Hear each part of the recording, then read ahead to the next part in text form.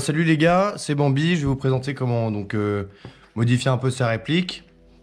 Donc avec les différentes upgrades que je vais mettre, donc je vous présente juste vite fait les pièces.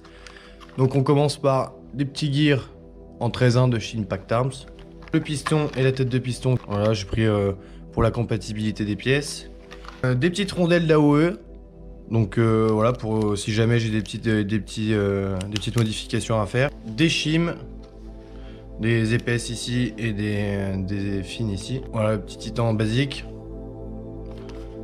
On peut voir une gearbox GG armement, donc c'est celle d'origine des ARP9. Selector plate SHS.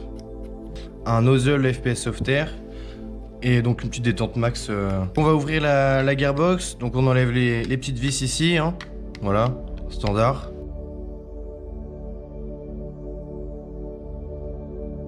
Donc on peut voir le petit montage que j'avais fait avant. Donc c'est des engrenages en 16-1 Impact Arms. Un tablet plate voilà, hein, qui était coupé pour le DSG. Donc on a le petit nozzle FPS Softair avec la tête de cylindre qui va bien. La tête de piston c'est une CNC Production. Et le piston, le titan du coup que vous voyez ici.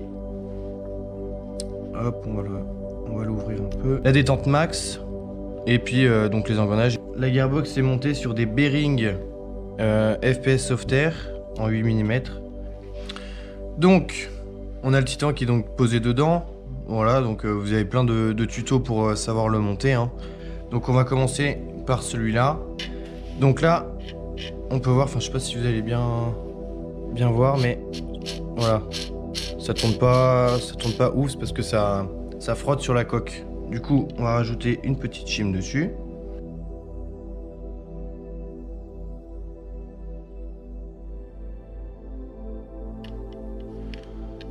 Oui, là vous pouvez voir que ça tourne nickel. Donc ça c'est juste pour caler donc la partie gauche, donc la partie du dessous. On va rajouter donc, le secteur gear avec le petit délayeur SHS que je vous parlais tout à l'heure dessus. Maintenant il va y avoir une question d'alignement. Je sais pas si on va le voir à la vidéo. Ça va être entre le secteur gear ici et le deuxième engrenage. Donc là on peut voir, je sais pas si vous allez le voir. Voilà. Que on est quand même pas trop mal. Au niveau du calage. Et on va s'attarder sur le secteur gear. Donc là, ça va être un petit peu long. Donc on vient refermer la gearbox déjà pour voir si c'est déjà bien coupé ou pas. Mais à mon avis, il va y avoir besoin de shim. Et là, avec le doigt ou avec un tournevis, vous allez venir voir si ça bouge. Donc là, on peut voir que ça bouge. Donc on va remettre des shims donc, sur le dessus de l'engrenage parce que sur le dessous c'est déjà calé avec le deuxième.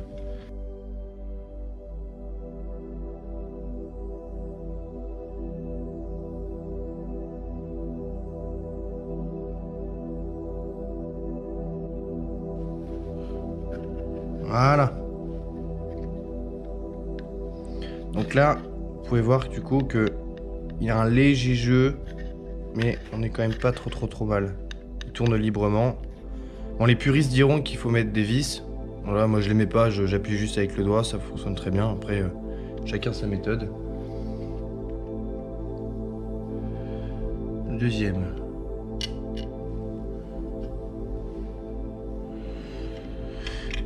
Oh, ça c'est le plus long, les engrenages.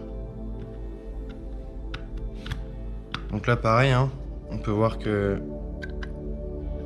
y a du jeu. Donc petite shim aussi.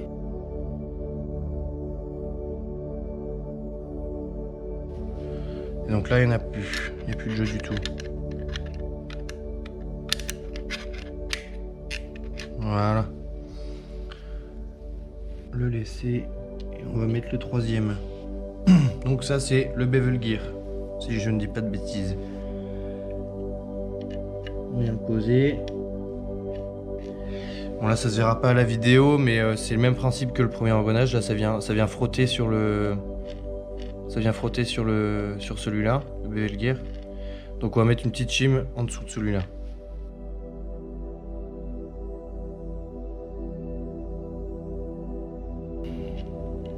Voilà.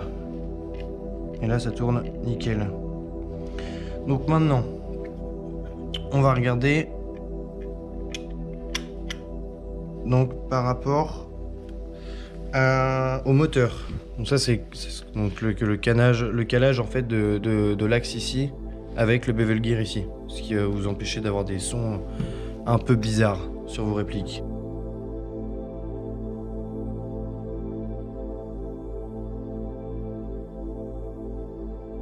Donc on vient mettre le moteur.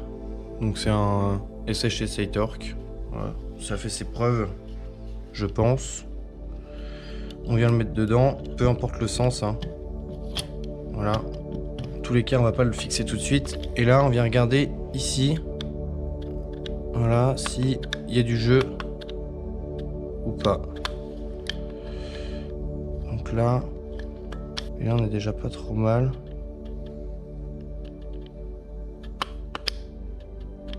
Ouais, on est déjà pas trop mal.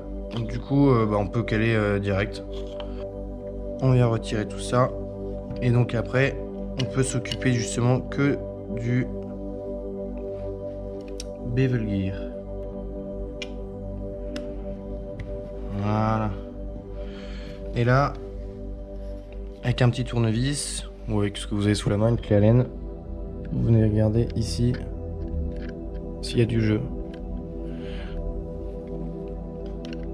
Donc là, on peut voir qu'il y a du jeu hein, sur le bearing. Donc on vient compléter ce jeu avec des petites shims.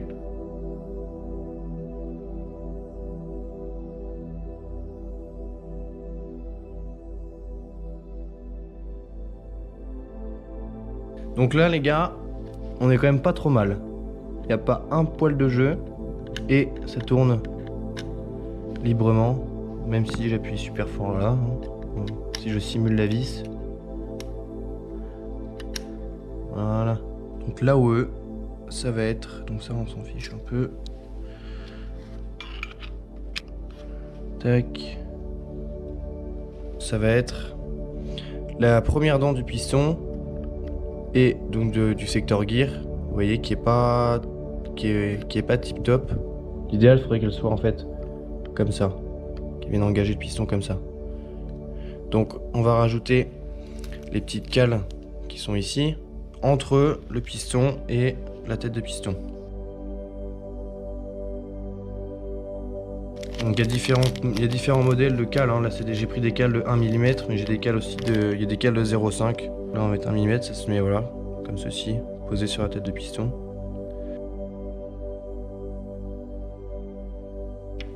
On remet le piston dans le cylindre.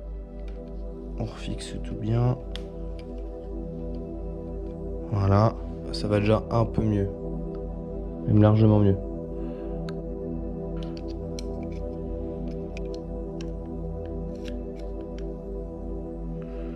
Donc là, je vais essayer de voir si avec même la recoupe, ça va fider. Je vais vous expliquer. Hein. Donc le piston là, il vient tirer. Il vient tirer le tapered plate comme ceci. Et donc là, on peut voir que dans cette position-là, donc avant que le secteur gear attrape le piston, le nozzle est déjà reculé. Donc en fait, votre bille va être déjà chambrée. On continue le cycle. Donc ça vient attraper le piston. Clac. Donc là, votre bille est toujours chambrée. Hein. Voilà. Et quand le délayer arrive, donc à la fin, vous avez le tapered plate qui va revenir comme ceci. Voilà. Et donc là, on peut voir qu'en fait, votre bille, elle va être chambrée à ce moment, donc en fait, à la moitié du cycle. Là, on peut voir qu'en haut, il va rester 8 dents ici. Donc là, on a fini. Donc là-haut, c'est fait. Le calage d'engrenage, c'est fait aussi. Donc on n'a plus qu'à remonter tout ça.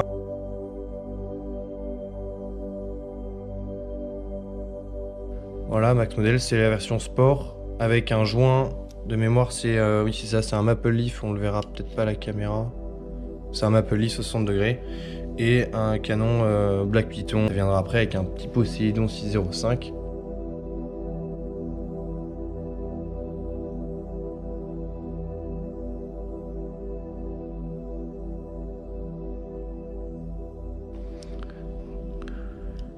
Hop, on remet le petit ressort ici. Et donc le ressort qui vient se mettre là, hein. Voilà, pour votre tapered plate. L'anti-retour ici. La petite détente max du Speed Softer. C'est la petite touche de rapidité.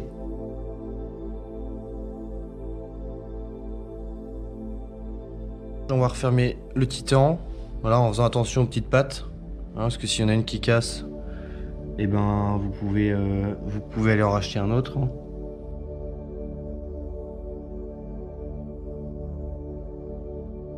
Votre guide ressort dans la gearbox. On vient refermer gentiment. Voilà. Tac, le petit clic qui fait du bien.